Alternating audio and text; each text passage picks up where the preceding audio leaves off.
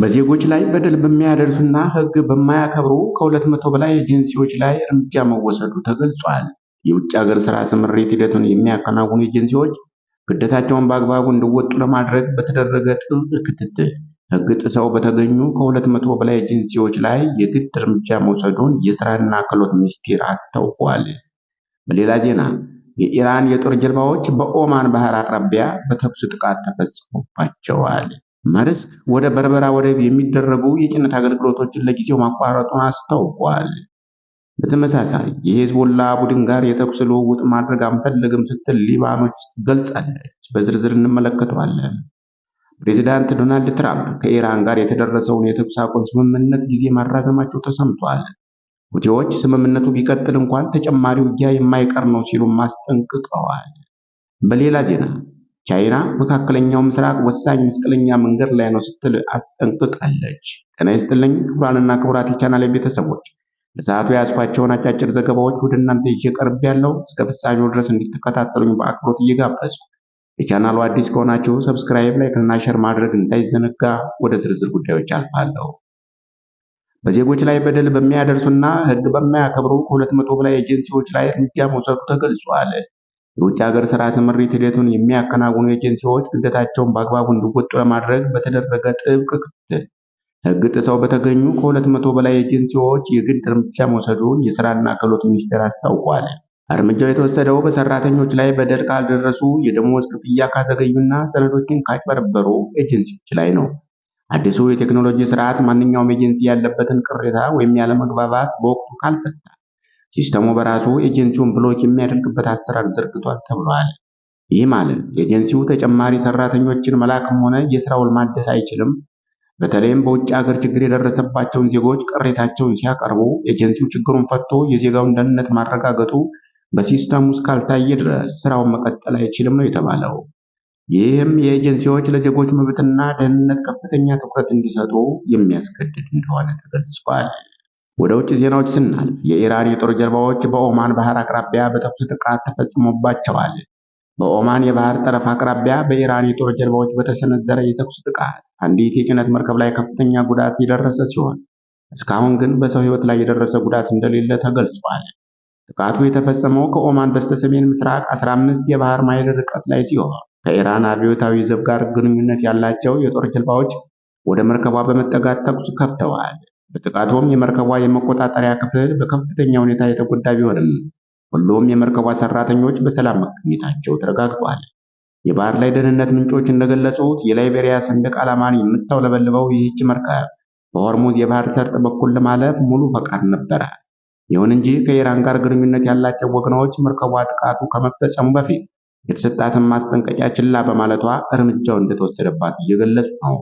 ኢራን በሆርሙዝ የባህር ሰርጥ ላይ ያላትን ቁጥጥር እያጠናከረች ባለበትና አሜሪካን በባህር ላይ በሚደረጉ እንቅስቃሴዎች ላይ ግፊቷን በቀጠለችበት በዚህ ወቅት የተፈጸመው ይህ ጥቃት በቀጠናው ያለውን ከፍተኛ ውጥረት ይበልጥ እንዲባባስ አድርጎታል።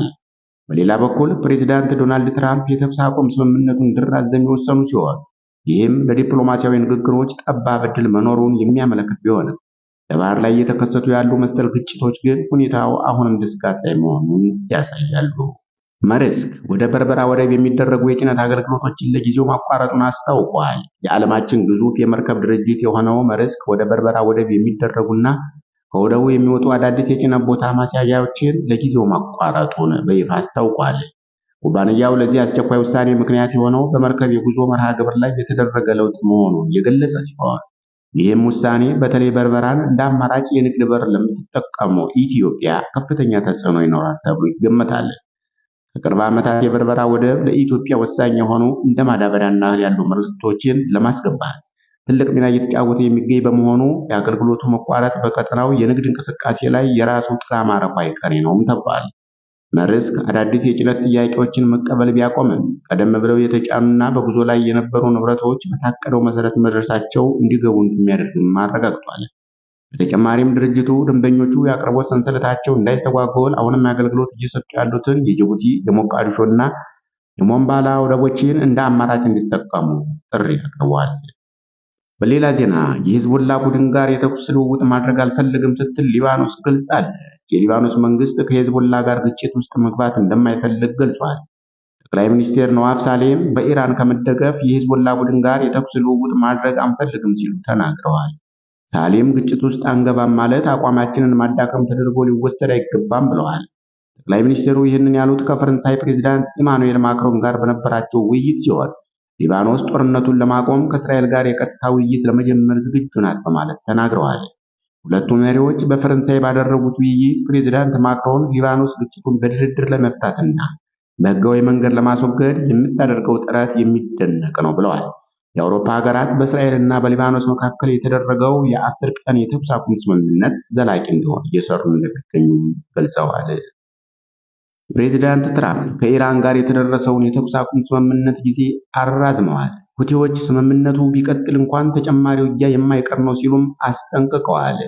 የአሜሪካው ፕሬዚዳንት ዶናልድ ትራምፕ ከኢራን ጋር የተደረሰውን የተኩስ አቁም ስምምነት ሊያበቃ ጥቂት ሰዓታት ሲቀሩት የጊዜ ገደቡን ማራዘማቸውን አስታውቀዋል። ይሁን እንጂ አሜሪካ ወደ ኢራን ወደቦች በሚገቡና በሚወጡ መርከቦች ላይ የጣለችውን የባህር ላይ ከበባ እንደምትቀጥል ገልጸዋል። ፕሬዚዳንት ትራምፕ ባሰፈሩት መልእክት ውሳኔው የተላለፈው የፓኪስታን ጦር አዛዥ አሲም ሙኒር እና ጠቅላይ ሚኒስትር ሼህባዝ ሸሪፍ ባቀረቡት ጥያቄ መሰረት መሆኑን ገልጸዋል። ጥያቄው የቀረበው የኢራን አመራሮች ለድርድር የሚሆን የጋራ ምክረ ሀሳብ ይዘው እንዲቀርቡ ጊዜ ለመስጠት ታስቦ እንደሆነም ጽፈዋል። ፕሬዚዳንት ትራምፕ የአሜሪካ ጦር ከበባውን የማስፈጸም ተግባሩን እንደሚቀጥልና ለማንኛውም ተጨማሪ እርምጃ ዝግጁ መሆኑን ገልጸው የተኩስ አቁሙ ግን ድርድሩ እስኪጠናቀቅ ድረስ ጸንቶ እንደሚቆይ ገልጸዋል። ኢራን በበኩሏ አሁን ባለው ሁኔታ በድርድር ላይ ለመሳተፍ ፈቃደኛ ለመሆኗን አስታውቃለች። የኢራን የውጭ ጉዳይ ሚኒስቴር አባስ አራቅቺ በኤክስ ገጻቸው ባሰፈሩት መልእክት በኢራን ወደቦች ላይ የተጣለው ከበባ የጦርነት ተግባርና የተኩስ አቁም ስምምነቱን የሚጥስ ነው ሲሉ ገልጸውታል። አክለውም ኢራን አሜሪካ የምትከተለውን የማስገደድ እርምጃ እንደምትከላከል አስጠንቅቀዋል።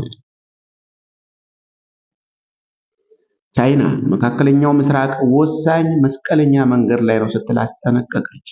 አሜሪካ በዋሽንግተንና በቴህራን መካከል የነበረውን የተኩስ አቁም ስምምነት ማራዘሟን ካስታወቀች በኋላ ቻይና ረቡዕ ሚያዝያ 15 ቀን በውጭ ጉዳይ ሚኒስቴሯ በኩል የመካከለኛው ምስራቅ ቀጠና በጦርነትና በሰላም መካከል ባለ ወሳኝ መስቀለኛ መንገድ ላይ እንደሚገኝ በማስጠንቀቅ ሁሉም ወገኖች ዳግም ግጭት እንዳይቀሰቀስ እንዲከላከሉ አሳስባለች። የቻይና የውጭ ጉዳይ ሚኒስቴር ቃል አቀባይ ጎ ጂያኮን በሰጡት መደበኛ ሳምንታዊ መግለጫ ሁኔታው አሁንም አስጊ መሆኑን ገልጸው ቅድሚያ የሚሰጠው ተግባር ወደ ጦርነት እንዳይገባ መከላከል መሆን እንዳለበት በአጽንኦት ተናግረዋል። የሚመለከታቸው ወገኖች ራስን የመቆጠብ እርምጃ መውሰድና ጥረቱን ሊያባብሱ የሚችሉ ድርጊቶችን ማስወገድ ይኖርባቸዋል ያሉት ጎ ቻይና አለመግባባቶች በፖለቲካዊና በዲፕሎማሲያዊ መንገዶች እንዲፈቱ እንደምትደግፍም አክለው ገልጸዋል። ቃል አቀባዩ በመካከለኛው ምስራቅና በባህረ ሰላጤው ቀጠና ሰላምና መረጋጋትን ለማረጋገጥ አጠቃላይና ዘላቂ የተኩስ አቁም እንዲደረግ ጥሪ ያቀረቡ ሲሆን ቤጂንግ ውጥረትን ለማርገብ ለሚደረጉ ዲፕሎማሲያዊ ጥረቶች ያላትን ድጋፍ በድጋሚ አረጋግጠዋል። ክቡራንና ክቡራት የቻናሌ ቤተሰቦች ለሰዓቱ ያዘጋጇቸው አጫጭር ዜናዎች እስካሁን የተከታተላችኋቸውን ይመስሉ ነበር። አብራችሁኝ ስለቆያችሁ ከልብ እያመሰገንኩ ለቻናሉ አዲስ ከሆናችሁ ሰብስክራይብ፣ ላይክ እና ሼር ማድረግ እንዳይዘነጋ። መልካም ቀን እንዲሆንላችሁ ተመኘው። ሰላም ለሀገራችን፣ ሰላም ለዓለማችን።